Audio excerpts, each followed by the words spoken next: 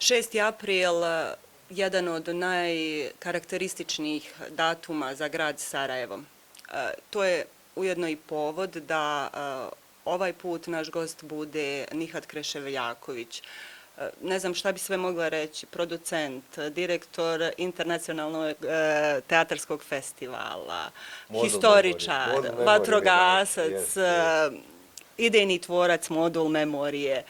Nihade, još jedan 6. april. Na šta vas, evo, kakve kod vas emocije budi taj 6. april? Ima neki tekst sam jednom pisao i znam da je u naslovu piše najsarajevskiji mjesec. I to nekako stvarno mislim da je najsarajevski datum. Stvarno mislim da taj 6. april u sebi sadržava toliko te historije, toliko tih nekih značajnih stvari, da me uopće ne čudi da nekako mislim da sa dolaskom tog mjeseca da se počne zapravo i u samoj prirodi se počnu ubuditi stvari, a nekako kod da se počnu ubuditi te razne neke isjećanja, uspomene koje u biti kad prođu, čak i one ružne postanu zanimljivije, a na taj datum su se desile zaista važne stvari. Meni je čak malo žao da su oni ovaj dan opsade pomjerili na 5. premda bi to moglo biti moglo bi se i dalje raspravljati oko toga je li 5. ili 6. ali ako pretpostavimo da je i to se događalo 6. ta činjenica da u jednom gradu na taj jedan datum imate ono bombardovanje iz 41. oslobođenje grada 45. i početak opsade 92. godine, to nekako je stvarno na nekom nivou nekog fenomena. Onda ja u šalu kažem, kad se primakne 6. april, možda se najbolje spaliti iz grada, jer nikad ne znaš šta će se desiti. U svakom slučaju ja volim aprile u Sarajevu i nekako mislim da su ti aprili u dosta bliskoj vezi sa svima nama. Zbog čega? Šta je to tako specifično u aprilu u Sarajevu? Sad ja kao historičar moram reći, pošto ovo uglavnom je kod nas vazda vezano za neke te ratove i to, ima tu neke logike, recimo u tim vojnim strategijama se tačno zna, nije to džaba da se ponove ti datumi, zna se što se nešto pokrene u proljeće, kad se stane u zimu i to. Međutim, ono što je u slučaju sad govoreći o ovom 6. aprilu, recimo ja mogu reći kao kroz odrastanje, ja se sjećam tih slika, tih 6. aprila prije početka opsade i agresije, kada je to stvarno bio jedan datum gdje se nastojalo zaista na najdostojanstveniji način obilježiti sjećanje na oslobodioce koji su ušli u grad. Mislim da već ona generacija, to kraj 80. nama je to sve postalo malo to kao demokratizacija, gdje su ovi malo valjda pretjerali sa onom propagandom i sa tim nekim s tim nekim stvarima, a već se nešto ko moglo pričati.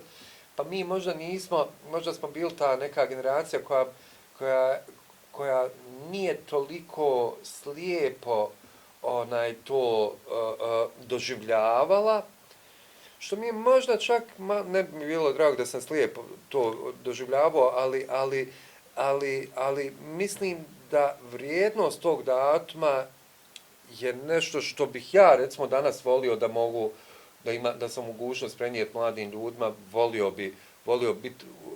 volio bi umjeti to uraditi, jer činjenica da na taj datum 45. oslobodioci ulaze u grad, da pada fašizam, je u najmanju ruku bio jedan trenutak nade i za nas ovdje, a pogotovo za Europu i svijet. Ono što će se dogoditi 92. Istog tog aprila je bio opet jedan možda podsjetnik za svijet, a nešto što smo mi izbliza vidjeli, da zapravo ovaj svijet je na potpuno pogrešnom mjestu. Puno ljudi ima ovih mislilaca, ja se sa tim u potpunosti slažem, da ta katastrofa svijeta se zapravo ukazala kroz te 90. i kroz početak te opsade gdje je Europa pokazala tu svoju nesposobnost da te stvari u koje nas je bar uspjela uvjeriti da povjerujemo u te neke ideje ljudskih prava, tih vrijednosti koje danas stvarno sa 14.000 ubijene djece izgledaju potpuno u Gazi, Palestini, izgledaju potpuno neukusna priča. Nekako mi smo ovdje te 92. na svojoj koži doživjeli to licemjerje koje zapravo obilježava vrijeme u kome mi živimo. Doživjeli smo uživo laž kao nešto što recimo samo ljudi koji su to doživjeli mogu shvatiti bol koju nanosi laž. Ja sjećam, mi smo kod djeca, tad smo mi 18 godina imali, pa Crna je tad briljirala po tom pogledu. Mi gledamo to s glupost, stvarno kad slušaš to izgledaju, zvuče kao glupost. Mi se smijemo tome. I a mama, rahmetli, ona ne može da... Šta vam je smiješno? Pa mislim, šta mi je smiješno? Mislim, neki stvarno glupo. Ali mislim, oni vjeruju u to. I taj trenutak, kad ta sposobnost, to mi je stvari, nekako mi uzmemo uvijek kažemo laž, pa je nekako mislim, i ja vjerujem da laž ne pobjeđuje, ali moć laži je užasno velika. Užasno je moćna da povrijedi, taj bol može ostati samo i najgore kad vidite nakon 30 godina da ta laž koja je tada uspostavljena, da i dalje ljudi, nove generacije, mislim, i dalje on to sve isto drve. Tako da mislim da je, reći, Susan Sontag je to opisao kako je prošlo stoljeće započelo i završilo u Sarajevu. Mislim da je ovo početak ovog novog stoljeća, ne bi vala volio da sad ponovo nešto ni završava, ni počinje kod nas, volio da nas malo preskoči, ali se nadam nekako da nekako u nekoj svojoj ljudi imaju nove godine, pa oni rade kao svoje neke rezolute, nešto mijenje, meni je recimo stvarno taj april nekako uvijek trenutak gdje pogledamo otprilike to par po pitanju tih nekih društvenih fenomena, gdje smo, šta smo, koliko se stvari promijenile. Nažalost, mi ne živimo na prostoru gdje se stvari baš brzo. Ali evo imali smo u zadnje vrijeme i otvaranje početka pregovora, kandidatski status. Ocjena je da su BiH političari uradili više nego u proteklih 10 godina. Živimo li mi taj napredak? Meni je to drago, mislim, super je, bez obzira na razloge, super je kad se, ali mislim da jedino mjerilo, nemoguće, nije se dogodilo ništa da mi sad kažemo, vidi sad je ovo čista miljacka, vidi nema smeća na ulici, prvo vidi odjednom sunčano, mislim, te stvari ne bi nikad, vrlo poštujem pozitivne promjene koje nova ekipa ljudi je donijela i koliko ih je donijela, čak i da su male, poštujem svaku dobru promjenu, ali mislim zanositi se i ljude ubjeđivati, to je pravo opasno, to malo izgleda ako ljude pravi budalama, jer dok mladi ljudi odlaze iz Bosne, mi živimo sa problemima. Znači, odlaze nažalost iz Bosne, što je još gore i oni koji ostanu, oni nekako žive ovdje iz neke ljubavi prema ovome i nose to saznanje da stvarno je neđe drugo, u puno bar nekih segmenata bolje. Imao sam situaciju u općini, kad sam neke prijavljivo imam užasan, mislim, mi živimo u zemlji gdje ljudi smatraju da je normalno staviti u gajbu i blokirati parking mjesto, to je realnost naša, mislim, koja nije promijenjena još uvijek.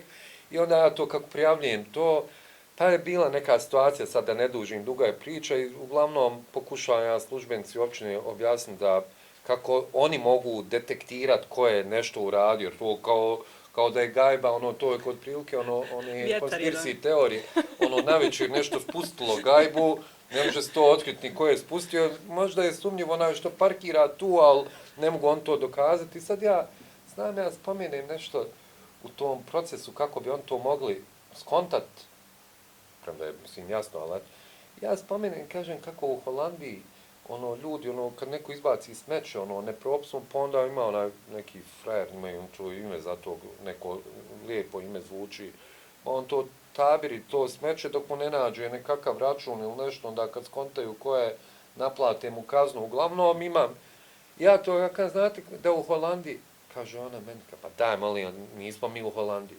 Meni je to toliko uvredljivo.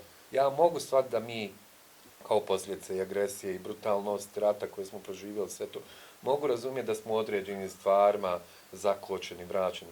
Ali kada mi neko kaže da nismo poput, ne znam, bilo koga, Njemce, da to svojevoljno, samovoljno pristajanje na to da ste loši samo zbog toga što ste to što jeste, to je katastrofa. I mislim da, nažalost, puno ljudi ima, još isto smo loši ovi isto što misle da to zbog toga što jeste, da je to nešto aman zaman, ali podjednako jedni, drugi, a kod nas je najviše ti što misle da mi ne zaslužujemo bolje kao ovi što misle da se, ne znam, neki ibermenši i to su neke slike društva koje mene podsjete to da...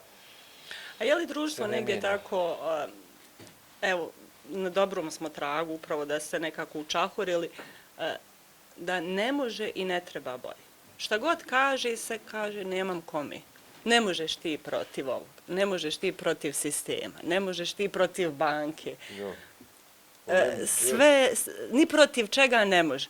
A kako ćemo onda svoja prava tražiti u institucijama koje nam trebaju osigurati ta prava ako ne možemo ništa? Ja mislim prvo treba učiti da može, realno može, pa sve stvari, čak ima tu neki stvari koje se mijenjaju. Meni, recimo, mi je zanimljivo, ne znam kako se zove, čovjek vidi na Al Jazeera, onaj film o ovom frajeru što je ovu Van Gogovu sliku postavio.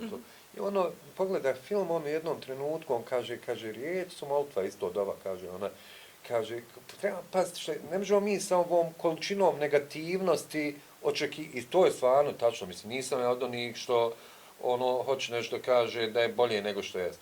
Ali 100% znam da sa tim stavom nekim pesimističnim, negativnim, tim ljudima neće biti dobro da ga ne znam gdje staviš, ti kad si takav, potpuno je sve, jer je to stvar koja dolazi iznutra.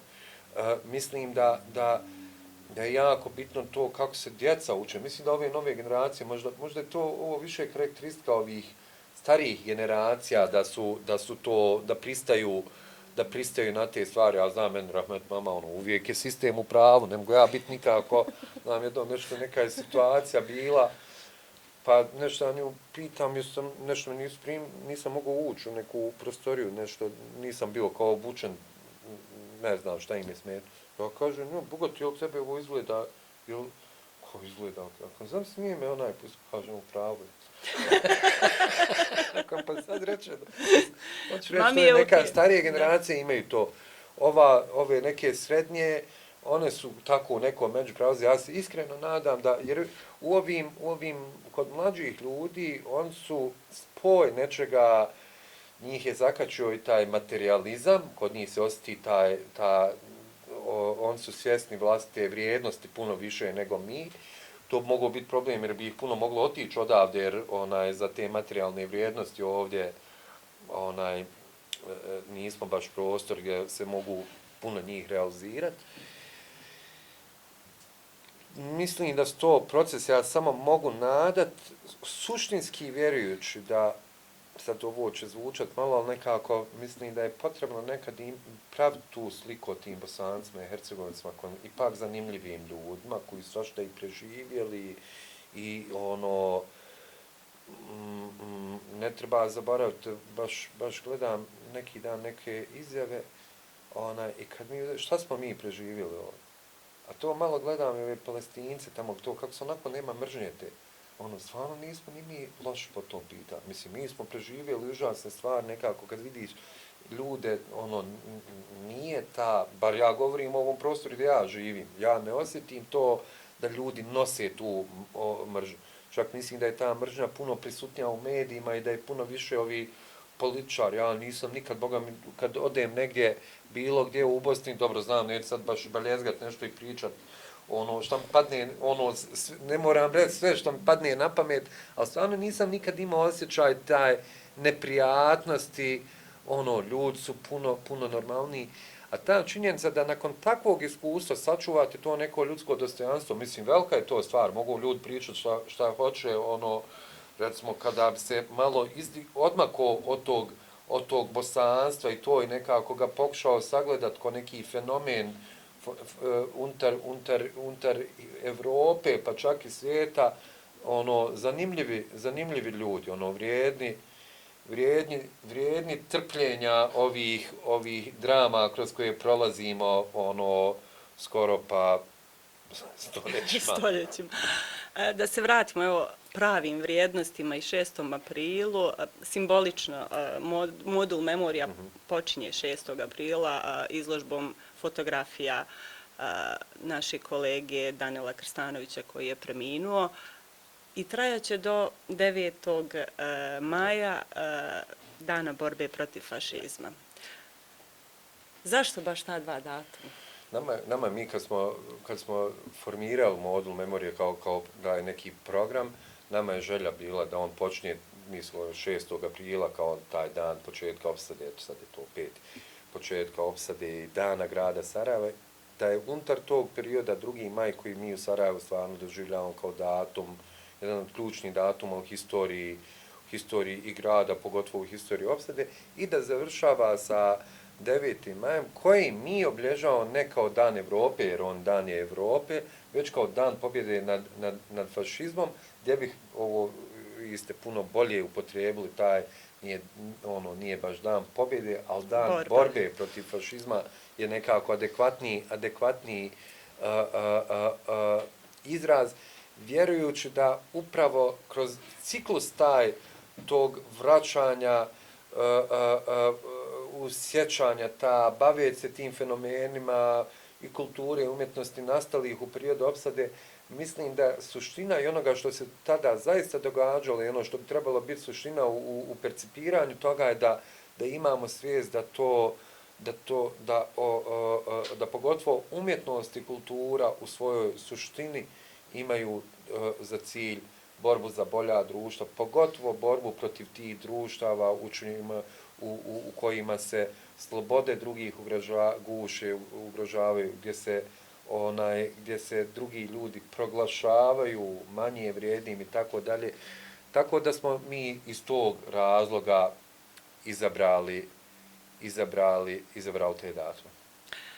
Modul memorije predstavlja jedan, da tako kažem, neponomljiv spoj, apsolutno različitih vizija, različitih, da tako kažem, formi i umjetnosti i koliko je bitna ta kultura sjećanja u društvima, kakvo je bosansko-hercegovačko, evo, pričali smo o tome šta su narodi na ovim prostorima preživljavali, gotovo da nema generacije koja nije preživjela neki rat.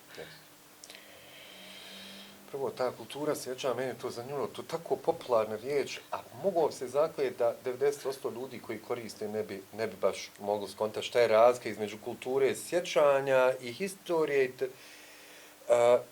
Kultura sjećanja kao pojam, to je zanimljivo, meni to mi je rekla Loren Walsh koja je sa Ronom Havivom radila, ona je baš program unutar modula memorije, pa se ona bavila istraživanjem, ona kaže ovaj modul memorija, s obzirom da je počeo 1995. godine, on spada među najstarije programe koji se bave na taj način, jer tek početkom 90-ih ta kultura sjećanja ulazi kao pojam na način na koji ga mi danas doživljavamo. S druge strane, radi se o nečemu što se u Evropi, da ne govorim sad o svijetu, ali u Evropi je, recimo, za zemlje poput Njemačke, kultura, holokaust je, recimo, sinonim sa onim što oni percipiraju kao kultura sjećanja i vidimo kako je to, vidimo šta su i posljedice takvog pristupa. U slučaju Bosne, ja ću reći modul, memorije, jedan, recimo mi smo izabrali ti moduli, to je, ime samo je, Pašać je to tad dao to ime, to je knjiga bila Richarda Restaka, čovjeka, neurologa koji se bavi istraživanjem mozga i mi imamo te module unutar mozga gdje mi arhiviramo stvari, čuvamo stvari i nas je zanimalo zapravo taj način na koji mi trebamo sačuvati sjećanje pod uvjetom da to sjećanje nas oplemenjuje kao ljude. Sjećanje vrlo često može postati izvorom neke traume. Evo imamo, sad ne može biti vidljiviji primjer, mi uvijek ponavljamo o tome kako ljudi koji su proživjeli tragedije, koji su bili žrtve, najveća opasnost koja s njima može dogoditi je da u nekoj budućnosti postanu počinitelji istih zločina. Nama je recimo bilo bitno, meni osobno je bilo bitno, to kao historičar neka, govoriti o stvarima koje smo proživjeli je važno da bi se oslobađali i te eventualno traume koje imamo, da ne bi razvijali neku frustraciju i da osvještavamo to upravo da mi tu nismo neke žrtve, već da smo mi bili borci za taj neki bolji svijet, bez obzira na način na koji smo bili izloženi i bez oružja i da su mnogi ljudi stradali, odvedeni u logore i to, ali upravo danas vidimo koliko je opasno kada vlastitu tragediju pretvorite u nešto što vam postaje alibi da budete i sam zločinac. Zbog toga mislim da na prostorima poput Bosne i Hercegovine, ja čak bih rekao i cijele regije, jako važno da smo pažljivi kada rukujemo. Jasno je da mi danas imamo te različite perspektive događaja, meni je uvijek zanimljivo, normalan čovjek bi rekao, događaj, mi vidimo ovdje da doživljaj ti događaja su i dalje, nedavno mi, brat, ja imam kao YouTube kanal, pa stavili raspravu iz parlamenta kad oko referenduma, to ona čuvena rasprava gdje Karađ daje onu izjavu koja će biti tretirana i u Hagu i to, međutim, zanimljivo su bili komentar ljudi, ma ništa, nema tu, samo se nastavlja rasprava. Nema tu ništa da je neko nešto skonto. Džaba što je završio i u Hagu i ratni zločinac, kome je on u pravu, tad bio očigledno i tim iz tog milija. Mislim da budemo, nažalost, mi moramo biti realni da kod nas postoji taj neki etnički mozak koji je nekako izdvojen od... Etnički modul u mozgu. Pa jest, i imamo mi čak ljude koji su u stanju na različitim frekvencijama, ali kad ga prebacite na tu frekvenciju, postane takav, Tako da mislim da mi ovdje, ono što je važno, i to se pokazalo neposredno iz rata, prvi ljudi koji su počeli komunikaciju uzajamno, su bili umjetnici. I u tome je važna kultura i umjetnost imaju tu neku sposobnost da komuniciraju na malo drugačiji način od toga, na malo sofisticiraniji način i to je možda dobar način da se i komunicira, a i da se bavimo sa stvarima koje mislimo da su nam bitne ili koje su nam objektivno bitne. Kažu da je umjetnost mir. Tako da samo ta rečenica nekako ne ostavlja prostor da umjetnost može izazvati neke negativne osjećaje kod ljudi. Umjetnost, u stvari zahvaljujući umjetnosti, Bosna i Hercegovina, da tako kažem, je jako puno postigla i na svjetskom i na evropskom planu. Vi ste isto dobili nagradu za svoj rad. Koliko je danas ta umjetnost posvećena, da tako kažem, memorisanju, sjećanju? Evo imamo jako dosta filmova koji su ratne tematike, ali je to negdje, evo na izuzeću Grbavicu, koja je direktno ukazala i donijela problem, ali svi su nekako pokazivali šta je se dešavalo, određenu akciju. Imamo li danas tu dublju, kako dalje nakon takvih dešavanja?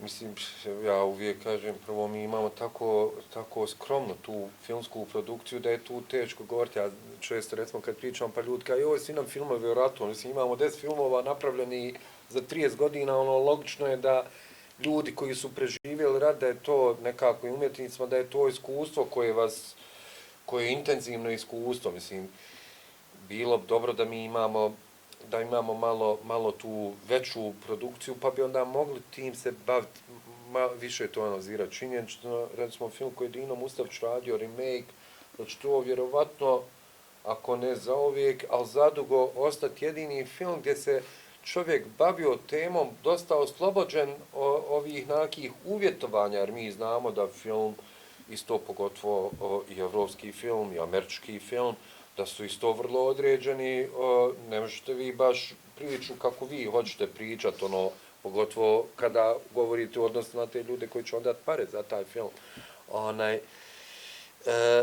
Mislim da ono što do sada imamo da dosta dobro opisuje ne samo samu prošlost, već i naš odnos prema toj prošlosti. Meni je drago, recimo, da u tim filmovima koji su spomenuti, oni kada bi se analizirali sve to, tog remake-a pa nadalje, i dalje se čuva ta ideja onoga što ja mislim da Bosna jeste, to što mislim kao historičar da Bosna jeste, a Bosna jeste prostor različitosti i jeste prostor u kome po meni je ideal doći do tačke gdje će svi ljudi koji ovdje žive prije svega prepoznati tu različitost kao kvalitet. Nažalost, mi danas živimo u svijetu gdje veliki umovi, odnosno bar ljudi koji su pozicionirani kao veliki umovi, vrlo otvoreno govore o tome kako ta pluralna društva, u stvari ta nehomogena društva su malo to nije to kao dobro. I imaju jedan, nažalost, jako dobar argument u svojim rukama, jer oni kažu, evo pogledajte Bosnu, pogledajte Liban, pogledajte Palestinu, pogledajte Kašmir, potpuno preskačući činjenicu da nam kažu da u tim svim spomenitim prostorima imaju periodi kada ljudi ne žive u ono što mi volimo reći koegzistenciji, već gdje žive zaista u jednoj harmoniji gdje ta njihova različitost zapravo je benefit tog društva. I ja vjerujem da Bosna kao takvo društvo mora pronaći, da jedini zdrav način toj različitosti pronaći svoje glavno oružje. Po meni, unutar regije. Prvo što ja mislim, taj nesreća te Jugoslavije po meni jedino što Sarajevo nije bilo glavni grad, jer da je potpuno je druga priča kad vam je Beograd glavni grad, kad vam je Zagreb glavni grad i kad vam je Sarajevo. Da je postojala jedna namjera da se to fakat sačuva, po meni bilo logičnije da je Sarajevo, pa mislim moglo se i proširiti, mislim moglo se i više ulagati to, ali je ta zanemarenost lako je bilo o bratstvu i jedinstvu pričati u homogenoj sredini, vrlo super, mi u bratstvu i jedinstvu, sve Srbi žive, super bratstvo, sve Hrvati, a ga pričaju ovdje, gdje su ljudi, i tu mislim da su ljudi, pogotovo to historičari ko se bavi te 70. i 80. taj trenutak gdje se u Bosni ta snaga prepoznaje. To je jedan dio historije koji mi ovdje zanemarujemo. To je trenutak kada Bosanci ovdje, u komunistu su uglavnom svi, ali tu su od Hrvoja Ištuka, od ne znam, Pozderaca, Mikulića, to neka skupina ljudi koja tu različitost prepozna, stane, ovo je naš kvalitet. Rezultat toga je da mi imamo olimpijske igre nakon toga. Rezultat toga su oni energoinvestije i to. Rezultat toga je mi imamo, znači, to je bilo 30-ih isto kad se razvija taj ljevičarski pokret u Hrvatskoj, oni su to naši studenti u Zagrebu, tad se razvija ona iz Avnobiha, ni srpska, ni hrvatska. Ljudi koji su osvijestili to koliko je kroz umjetnost, mislim da su te neke esencijalne stvari vezane za poimanje Bosne sačuvane. Mislim da je to dobro za neke buduće generacije, a objektivno da smo daleko od toga, to je isto realnost. Ono što mislim da svaki Bosanac koji je spreman to, što kažem, na neki način malo i trpiti, jer neće se ovdje ništa preko noći promijeniti, postoje ti neki uvjeti, sačuvano ili odbranjeno je ta neka mogućnost toga i na tim budućim generacijama možda da će to shvatiti. Po ovim nekim analizama sad, evo čak te nove generacije ne mogu više uprati koje su one imena, ali oni su reći, to su ljudi koji ne gledaju oni nisu ovisnici o medijima na način na koji smo mi bili. Oni imaju svoje kanale, imaju drugi način razmišljanja. Neki kažu da su senzibiliziraniji za tu nepravdu. To meni zvuči kao pretpostavka dobra da će se i ovdje pojaviti ljudi kojim će jednostavno neke stvari biti manje bitne nego što su nam. Nikad, evo, na kraju moram da pitam. Kakve emocije izazove rečenica Amidža reaguj, molim te? Meni je, to malo prije, kako spomenuli to je taj, da približim snimak Amidže, kad ga Amidžić šamara, nakon ranjavanja, pa mu kaže šta se prepo, ja gledao sam jednom, ne znam na kojoj televiziji bio, Amidža se pojavi i njemu isto nije šega. A ja kažem, meni je u tom trenutku, mi kad smo gledali, nama je to izgledalo smiješno kad sam pokazao ljudima koji nisu bili u dodiru, konte ovaj nije dobar. Hoću reći kako to je zapravo dobra priča o tome kako o toj jednoj zanimljivoj ljudskoj sposobnosti da se prilagodi različitim uvjetima. Ono što je meni u priči o Amidži i tom znanju, pošto sam gledao to kasnije, meni je drago nekako da su ti ljudi i u tim vrlo teškim trenucima uspjeli sačuvati to nešto lijepo, ljudsko, sa sposobnošću da izmami i empatiju, pa i taj neki osmijeh i smijeh kako mi vrlo često reagiramo u situacijama koje su teške i smiješne. To je neki naš način, jedan od načina. Samo ćemo još za kraj malo podsjetiti gledatelje i naše čitatelje šta to sve mogu vidjeti na modulu memorije. Spomenuli smo izložbu fotografija Danila Krstanovića, onda imamo i dio posvećen Gazi. Ovo je, samo mi je to je znači u četvrtak u 6 u Umjetničkoj galeriji početak programa sa Danilovom izložbom. Imat ćemo teatarske programe, recimo vrlo zanimljivu predstavu koju je radila Hana Rastoder u Podgorici koja se bavi otmicom u Štrpcima. Imamo predstavu Kim Verkov koja dolazi iz Australije. To je predstava koju smo mi jednom davno dovodili u Sarajevo i po kojoj je Jasmila Žbanić napravila film za one koji ne mogu da govore. I stvarno je predstava prošla onako dosta, ljudi su bili oduševljeni, ali malo ljudi je vidjelo, tako da smo mi pozvali Kim Verkov da ponovo dođe sa tom predstavom. Imamo filmski program koji je uglavnom posvećen je temi Palestine. Imamo izložbu, imamo različite izložbe koje se bave temama Sarajeva, Mostara, Bosne, tako da pošto dugo nam traje program, siguran sam, komuniciramo sa publikom svakodnevno, a siguran sam da će biti stvari za svakog ponešto što bi moglo privući mu pažnju, a ujedno i podsjetiti na važnost toga da se sjećamo tih vremena. Ništa, vidimo se. Hvala puno na ovom razgovoru. Eto, čekamo još jedan 6. april, nadam se da neće ući u historiju. Ja isto. Ili bar po dobro da uđe. Ili bar po dobro. Da budemo primljeni u Evropsku uniju. Ja mislim da smo 6. aprila i bili primljeni što je to bilo, neko je međunarodno priznanje, ja mislim bilo isto 6. aprila. Ali mi smo se još proslavili.